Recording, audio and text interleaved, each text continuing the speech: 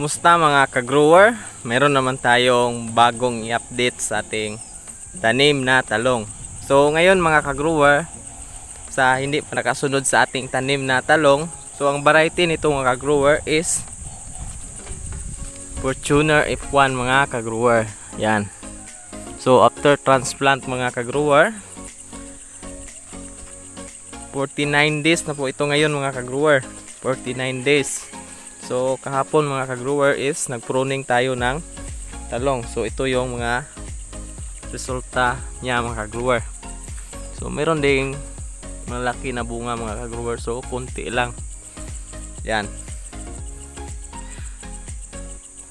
At sa unang video natin mga ka-grower, nung una nating itinanim yung meron pang plastic mulch. So ito yung Morena F1.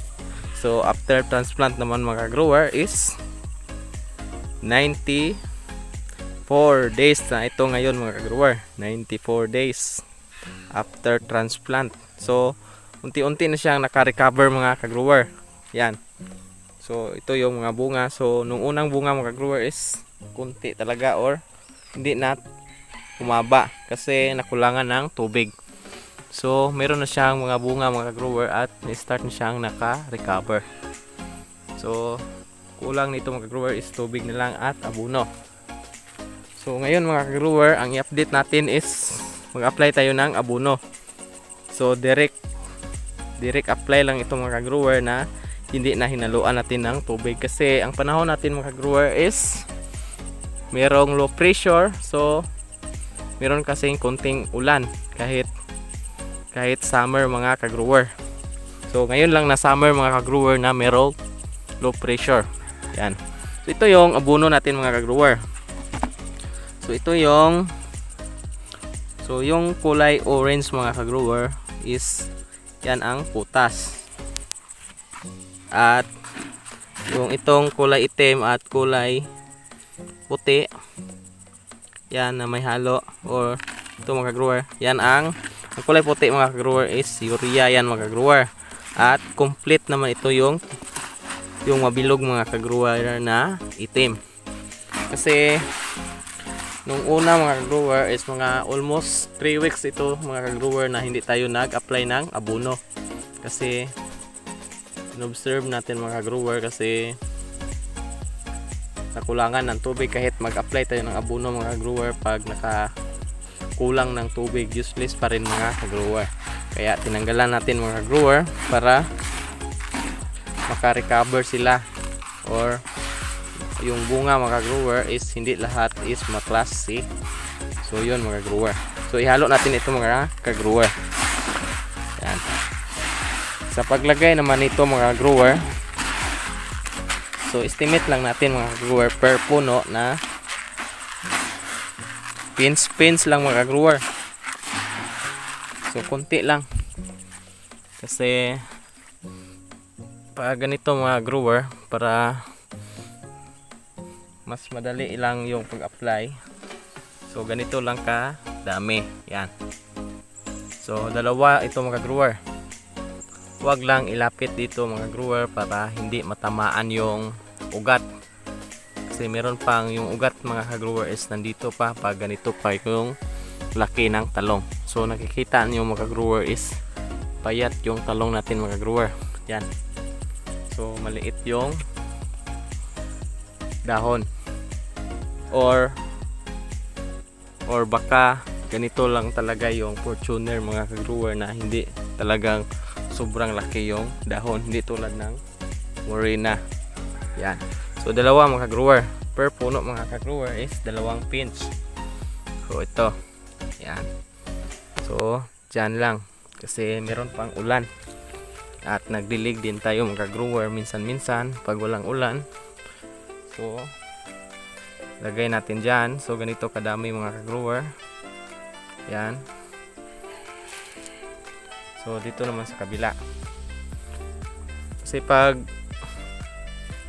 tinunaw natin sa tubig mga ka-grower, yung itong abono, pag umulan agad-agad mga ka-grower, so mabilis mawala yung bisa ng abono. So pag ganito mga ka-grower, pag kunti-kunti lang yung ulan, so matagal yan maubos nila. Yun. So sa putas naman mga ka-grower, so maraming benefits ito sa putas mga ka-grower pag ganitong edad. Kasi yung putas mga ka-grower is makadagdag yan ng laki ng bunga at makadagdag din yan ng dami ng bulaklak at makapakinis ng bunga ng tanim mga ka-grower at makalis ng mga damage or yung may liki. Yun mga ka-grower. So maganda yung putas. So meron din tayong complete mga ka-grower kasi yung complete is meron na siyang potassium, phosphorus at calcium. So kompleto yan mga ka-grower. So meron din siyang pamparami ng bulaklak. So tingnan nyo mga grower is kunti lang yung na-develop na bunga. So mga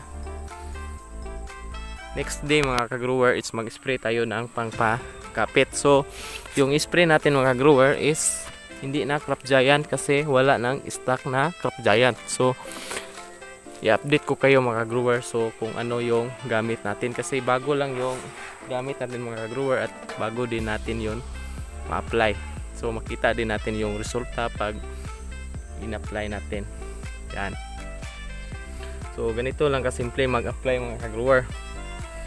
Kasi pag ganitong edad mga ka-grower, marami na siyang kinain na abono.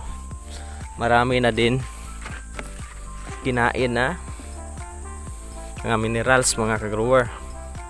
So gusto na pag ganitong talong na mga ka-grower or ganito ng edad or ganitong stage, so gusto nila is start silang kumain ng abono. So mas maganda mga ka-grower pag umabot ng 4 months na nyo yung talong mga ka-grower is mag-patch up tayo mga ka-grower. So lagyan natin ng chicken manure sa puno mga ka-grower para tumaas yung nitrogen. Kasi yung nitrogen mga ka-grower is makatulong yun pag pampatagal ng tanim or tumatagal yung tanim natin mga ka-grower. Kasi ang chicken manure mga ka-grower is mataas yung nitrogen kaysa yung inilagay natin mga ka-grower is commercial na abono. So ang problema yan mga grower pag commercial, so madaling masira yung lupa.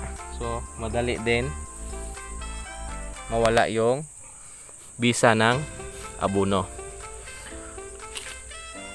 Pag marami kayong mga chicken manure yan mga grower, so mag patch up kayo every 4 months sa talong nyo para makita nyo yung resulta. So sana mga grower is makatulong itong video natin mga grower sa ating mga followers. Kasi gusto natin mga grower is meron kayong tips na matutunan kahit hindi kayo nag-actual mga ka-grower. So meron na kayong idea na mapagkunan kaysa nagtanim kayo mga ka-grower na walang idea or wala kayong nakita sa actual. So useless lang yung pagtanim nyo mga ka-grower. Yan.